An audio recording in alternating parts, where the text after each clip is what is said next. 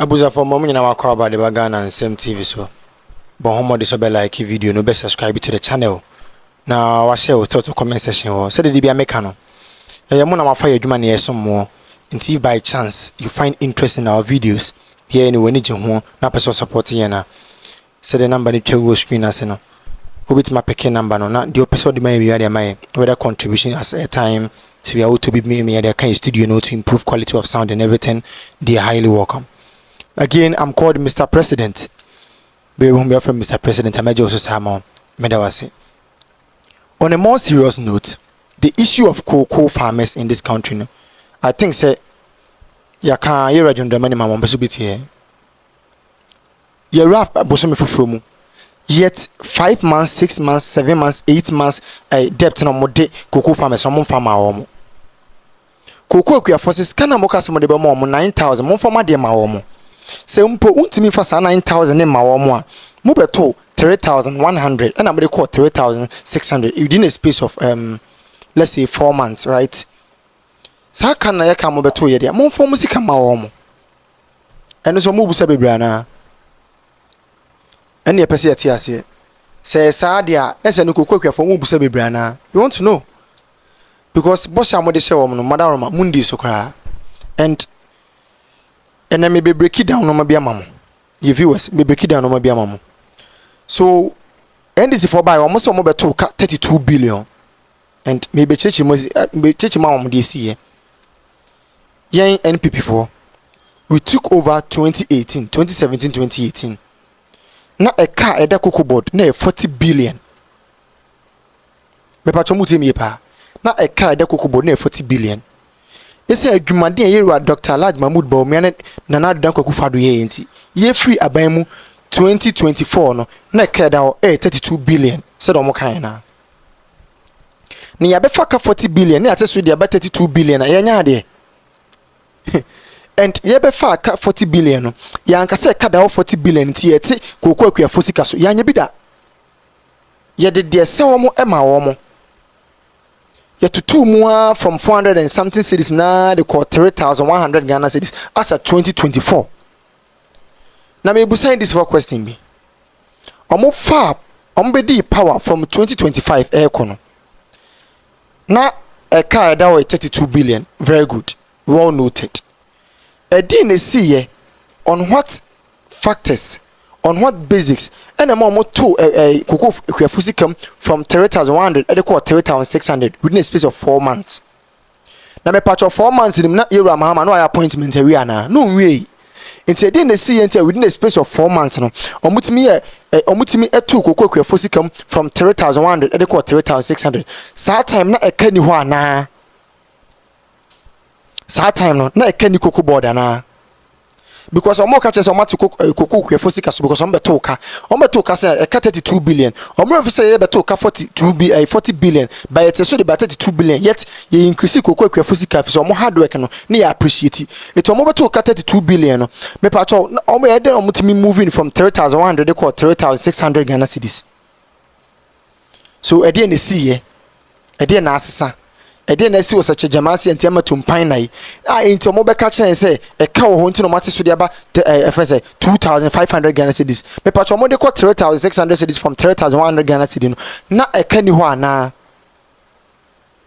iro mahama de mo ne Ghana for kokokua for fa so no e yare ho na bibia anyam ya so mo yo no masoma otuko no so onko kokokua for afuom donc kan kire omo so mo de omo se fata na emo ene edey so mo hwe mo yire me pa choko kwen no so ba medical school ye enough of the disrespect ano den na se wanya hwe amwase a wo se bo no kro no yira buko mo ka kire nsese mate so de mate 2,500 aboso me aso mo fa yensi kama yenso mo sase ska na mo fa ma ye kele ntwe government ye anya mo de piew kokokwe for bobna me the issue of yatiska no so atwam bosomi aso yira adeti na stena muntwi akoko akua foka ede na asi he koko akua no akua ya adwuma no ho ye turn in seasons it is 2024 2025 2026 season say na gan yira mahama mokoton koko no say na moton no ye pese ye hu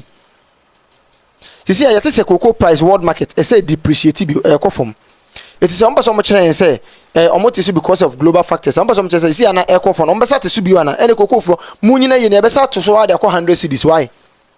So the cocoa price echo from globally. It is almost so much as I say no to no so dear any munina you know sat to so they 100 cedis. Qnet a buying queen buying pra buying. Ah, you am hammer bonnie ben Ghana for the ayo. Bonnie ben Ghana for the ayo.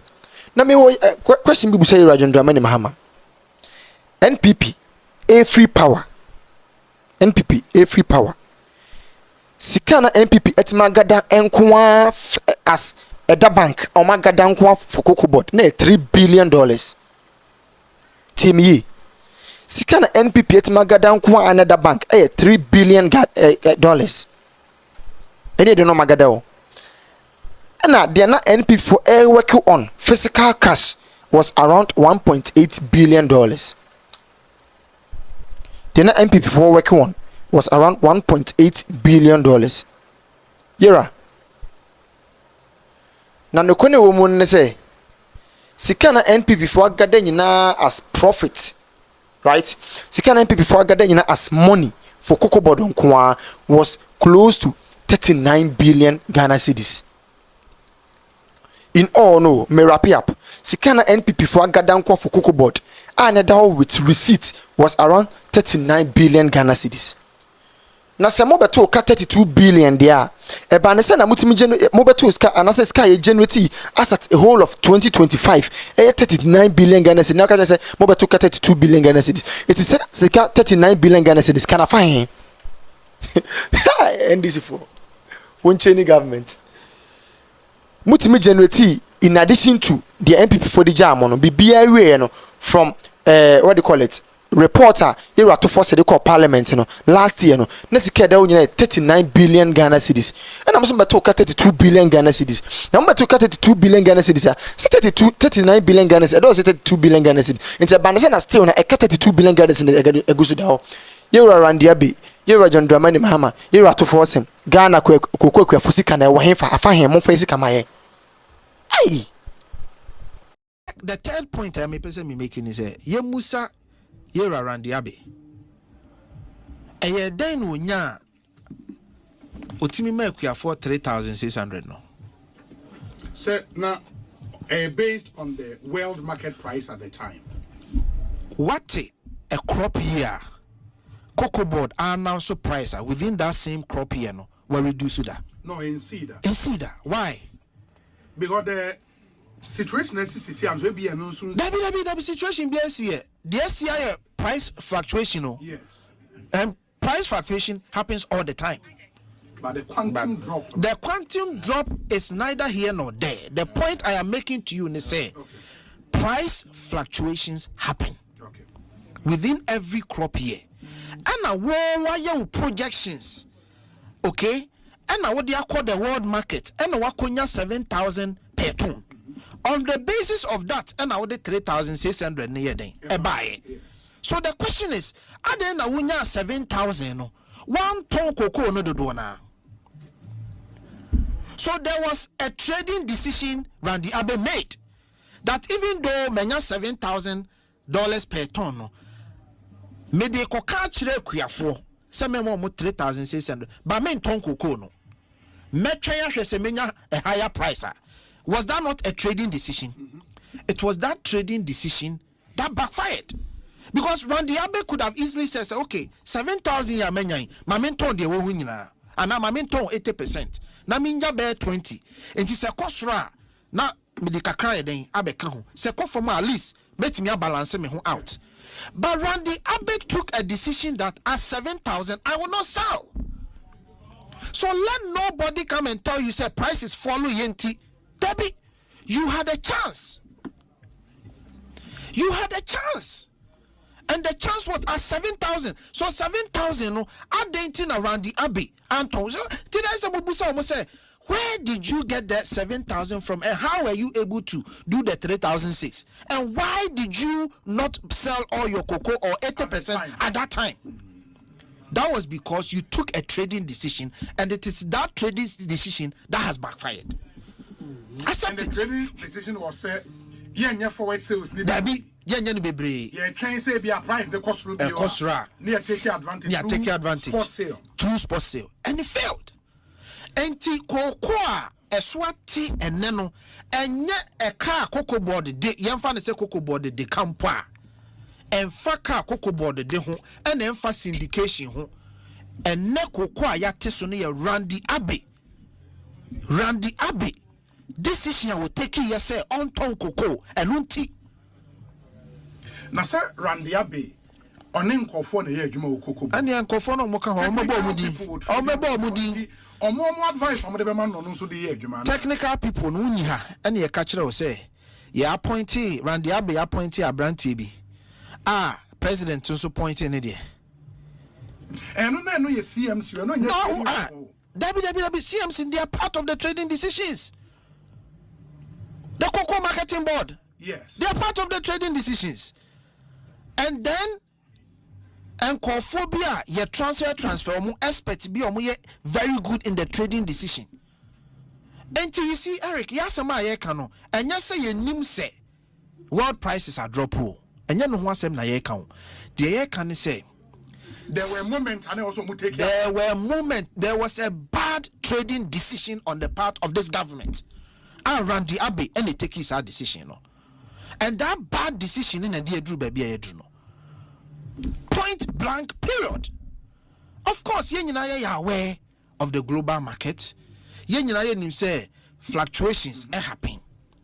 But who buy the status quo they say always buy 70% to 80% on forward. And then you leave 20 to 30% on spot. And non pono a light crop.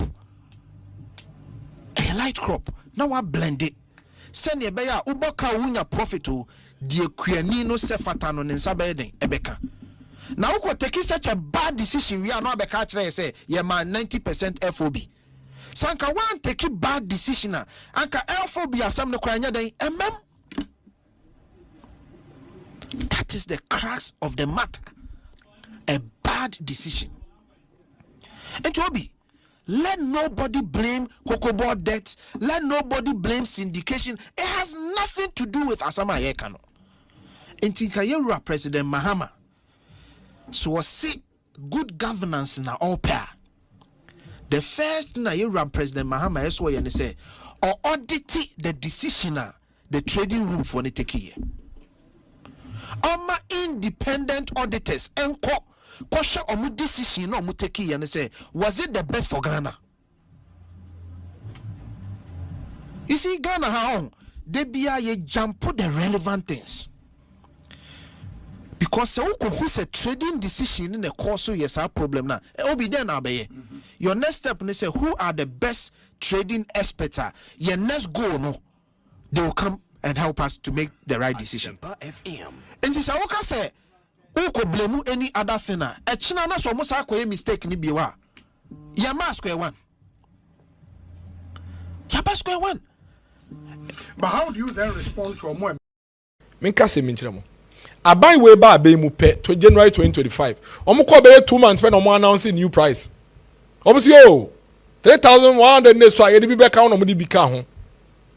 Afe ye kwa ya be 3-4 months no mo sandi bi ka on afe de mo pagya ebo no from 3,100 to 3,600 ebusa for me bi sa wasem bi NDC abai na omo increase cocoa bag price from 3,100 to 3,600 no tama no mo ye increase no na cocoa board ka na anyhow oteda so mo ka chere say cocoa board ka into mo to be increase price e ba ne sen in 2025 utumi increase cocoa for equia sika from 3,100 to 3,600 wa bra na cocoa board 32 billion kada ho na afre de wo take equia sika so na ebisa sa de na wote so a wo si cocoa board de kanti na yete so sebe mame me papa nom me nua nom am wo western north amutie menwumre sebe madaromo asemwe ye ka kire penin se 2025 na cocoa board ka 32 billion na wo kan wasem na ode ne nam no e da ho and so to be to cocoa equia sikem one fa omo kana ye excuse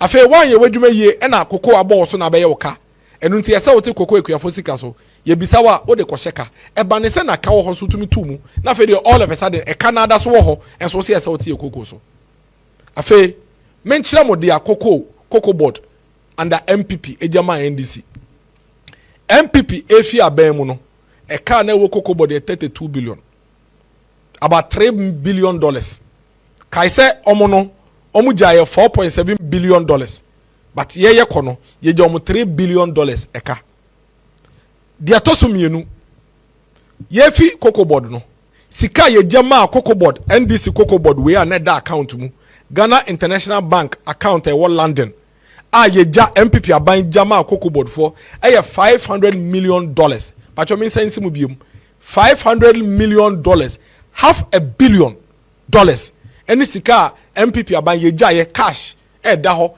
yamfa ye nsanka ye de ma NDC eno ye sika na ababeto account no ma clear de na ababeto account ma na clear ya egusu eye ho processes $1.8 billion me sense mu biem about $1.8 billion it is opa Kwakai finance minister honorable Kesel Atoforsen on one budget on one kai say in the first 4 months of 2025 sika cocoa board nyaye first 4 months January February March April sika cocoa board egigiye $1.8 billion na first 4 months no na NDC appointment kwa mayewie enti clearly no sa $1.8 billion no sika your friend is saying former abano ejuma to ho edema cocoa board 1.8 billion. Now 2025 year no no the whole of the 2025 your friend is we after 2025 no not the total amount of money sika cocoa board in the year 2025 $39 billion Ghana cedis ebusa for munten year sika year 2025 na cocoa board enya ajiji in the year 2025 $39 billion cedis. 39 billion cedis. Now bisa won say mosi ye ka 32 billion.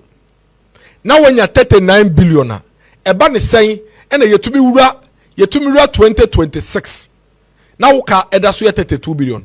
And the biggest question ye bisa won say the total revenue of 39 billion cedis na cocoa board enya ye in the year 2025 no sasika no ebusuafo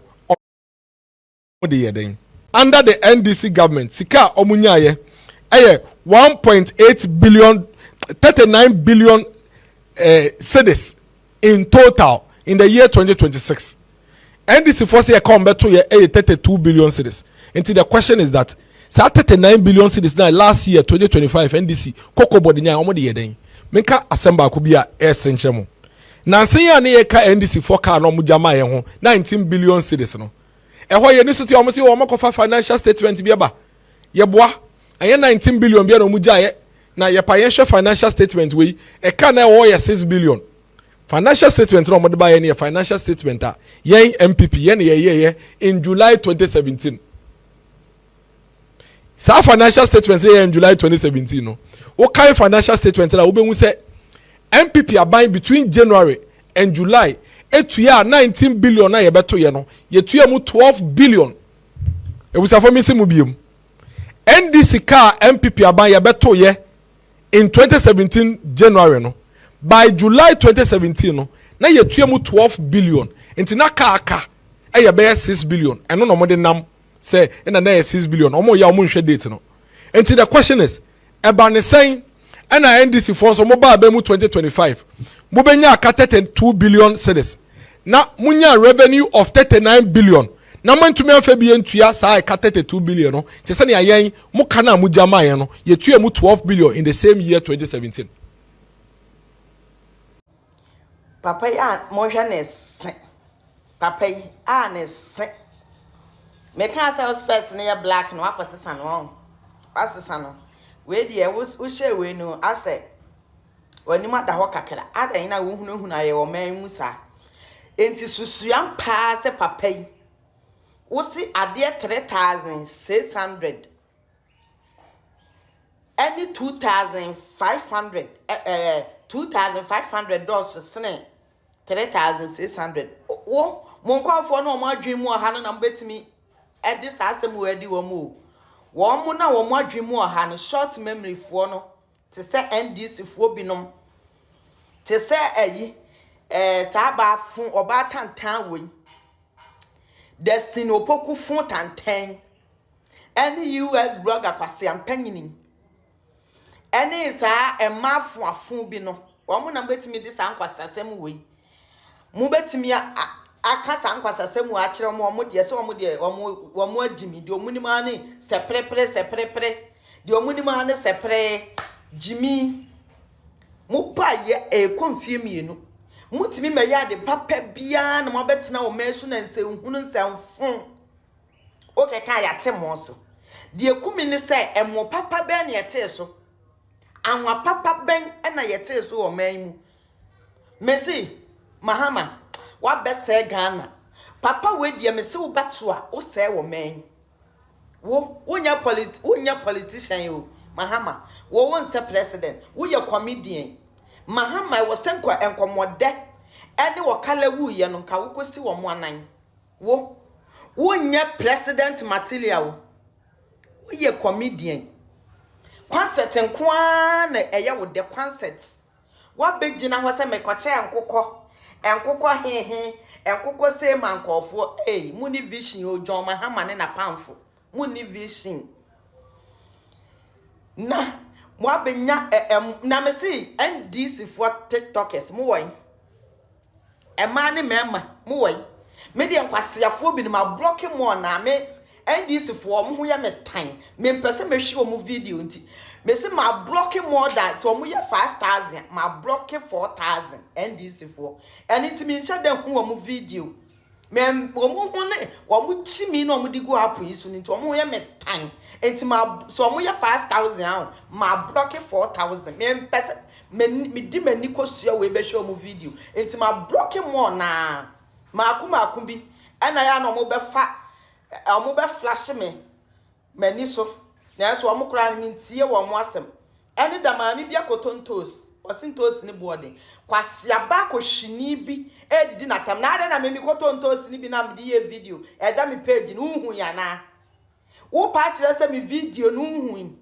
ada na me video no me ka ho asem me koto chele me ba me kula ase eniema boarding kulonim ekura na se wona adwuma bia ni ho no kokofuo no kura mahama sa abete so no kulonimu niema boarding